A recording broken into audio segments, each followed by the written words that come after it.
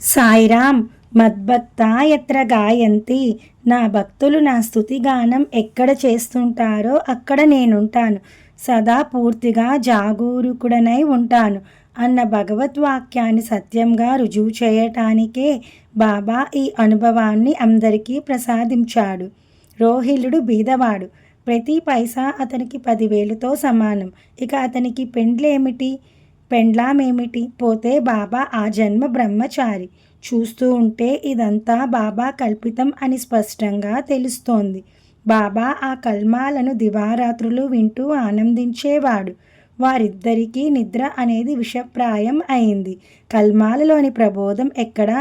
గ్రామస్తుల పనికిరాని ఫిర్యాదులెక్కడ? వారి బుద్ధులను సరిచేయటానికే బాబా ఇదంతా చేశాడేమో. నాకు రోహిలుడంటేనే ఇష్టం. ఎందుకంటే అతను భగవన్నామాన్ని ప్రేమిస్తున్నాడు, స్మరిస్తున్నాడు అని బాబా ఈ రీతిగా గ్రామస్తులకు స్పష్టం చేశాడు. సాయి బోధ. ఒకరోజు మధ్యాహ్న ఆరతి అయిపోయింది. భక్తులంతా తమ తమ గృహాలకు వెళ్ళడానికి సిద్ధమయ్యారు.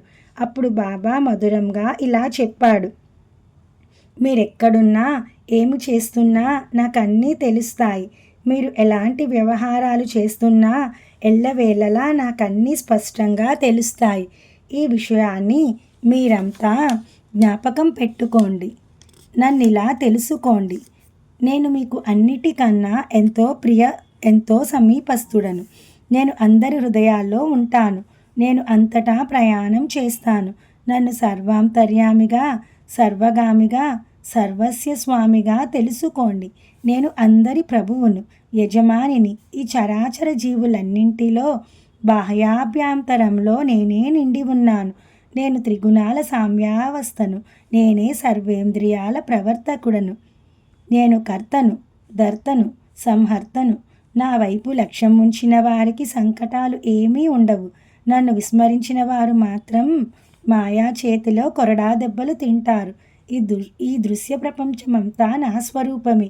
చీమలు, కీటకాలు, పేదవారు, రాజులు అంతా నా వ్యక్త స్వరూపాలే. ఈ స్థావర జంగమాత్మక విశ్వమంతా నా ఆత్మస్వరూపమే అని బాబా ఉపదేశించాడు. సత్కథా సవన ఫలం.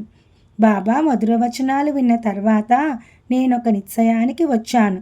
ఇక నుండి మానవులను సేవించడం మానివేసి కేవలం గురుసేవలోనే నా జీవితాన్ని గడుపుతాను అని తీర్మానించుకున్నాను. కానీ నా మనసు లోపల ఒక రకమైన అశాంతి ఉంది. ఏదో ఒక ఉద్యోగం అతనికి దొరుకుతుందిలే అని బాబా అన్నాడు కదా. నిజంగా ఆ మాటలు సత్యమవుతాయా? బాబా పలుకులు వ్యర్థమవుతాయన్నది జరగని విషయం.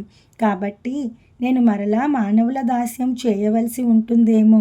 కానీ అది నాకు మాత్రం ఎలాంటి నిజమైన హితం చేకూర్చదు. సాయిరామ్.